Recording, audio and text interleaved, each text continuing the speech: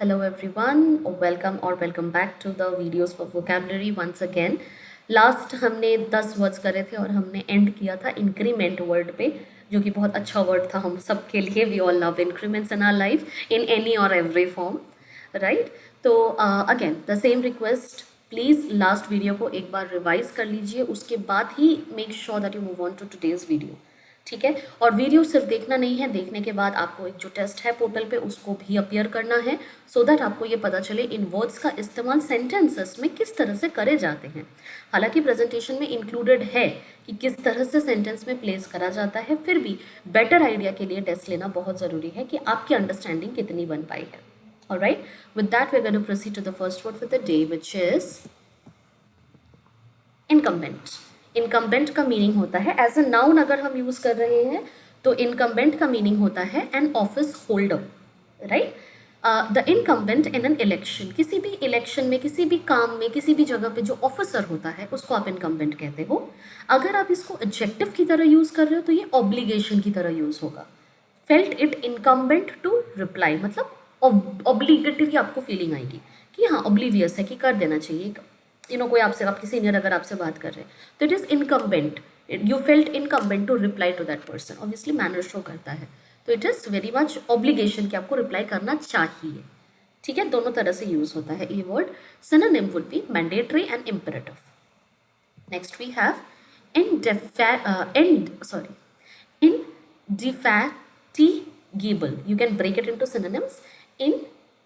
Indefatigable meaning would be untiring, robot की तरह काम करना, बिल्कुल भी थकान नहीं हो रहा है, आप करे जा रहे हो 12 घंटे काम करो जो आजकल आप कर रहे हो. आपको एंट्रेंसेस भी मैनेज करना पड़ रहा है, आपको बोर्ड्स के लिए भी पढ़ना पड़ रहा है, आपको अपनी पर्सनल लाइफ भी हैंडल करनी पड़ रही है, फैमिली भी देखना पड़ रहा है और हेल्थ का भी ध्यान रखना पड़ रहा है.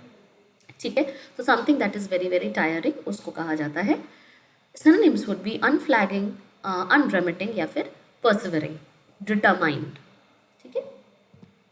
इंडिजिनस, इंडिजिनस मतलब नेटिव, हमारे आसपास, हमारे जहाँ पे हम रहते हैं वहाँ की अगर बात हो रही है तो rice is indigenous to China. China का फूड है, ठीक है, इंडिजिनस फूड है, चाइना में ग्रो होता है कोई चीज़. नेटिव फूड, नेटिव लैंग्वेज जिसको कहा जाता है, बॉर्न होता है जो चीज़ वहाँ पे ग्रो होती है.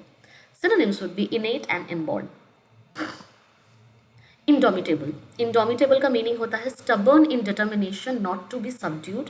इंडोमिटेबल करेज, बहुत ज़्यादा स्टबर्न होना अपने डिसीजन, अपने डिटर्मिनेशन को लेके कि मुझे बोर्ड्स में 90% चाहिए तो चाहिए, मुझे नहीं पता, उसके लिए मुझे जितना पढ़ना पड़े, मुझे 12-12 घंटे पढ़ना पड़े, 14 घंटे पढ़ना पड़े, मैं पढ़ूंगी. मुझे सोना ना पड़े, मुझे 3-4 घंटे की नींद लेना पड़े, मैं लूँगी. बट स्टबर्न जो एक जिद होती है आपकी किसी डिटर्मिनेशन के तरफ या किसी एम्बिशन की तरफ, उसको इंडोमिटेबल कहते हैं. Synonyms would be insuperable, irrepressible, invincible and unyielding. Then you have inference. Inference मतलब a conclusion reached by reasoning from data or premises. An inference drawn from his remarks. Conclusion मतलब ऊपर कोई बात बोली गई है, उससे आपने क्या उस बात की एंडिंग कैसे दी, वो तो हो गया कंक्लूजन. लेकिन पूरी बात से अगर आप एनालाइज करके किसी एक गंतव्य पे पहुंचते हो, किसी एक डिसीजन पे पहुंचते हो, किसी बात पे पहुंचते हो, दैट इज इन्फरेंस. इसको जैसे मैं समझाती हूँ, मैं वो बोल देती हूँ, किसी भी चीज़ को देख के, सुन के, पढ़ के जो समझने की क्रिया होती है उसको इन्फर करना या इन्फरेंस कहा जाता है. Synonyms would B deduction and implication. Angénieux, एक हमने इंडिजिनस पढ़ा था, दिस इज इंजीनियस. इंजीनियस का मतलब होता है डेमोन्स्ट्रेटिंग ओरिजिनलिटी. ठीक है, something that is very original, demonstrating originality, skill और रिसोर्सफुलनेस. एंड इंजीनियस डिवाइस, कोई भी ऐसे डिवाइस जो आपको ओरिजिनल कोई प्रोडक्ट दे रहा है, या कोई इंजीनियस आइडिया का मतलब ओरिजिनली आपके माइंड में कोई आइडिया आ रही है. Synonyms would B dextrous, inventive या फिर एड्रॉइड. ठीक है.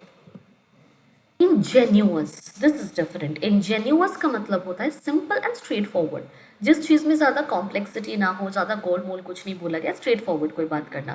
कंसीलिंग नथिंग, कोई भी चीज़ ना छुपाना. An ingenuous plan that anyone could see through. ठीक है, सिंपल.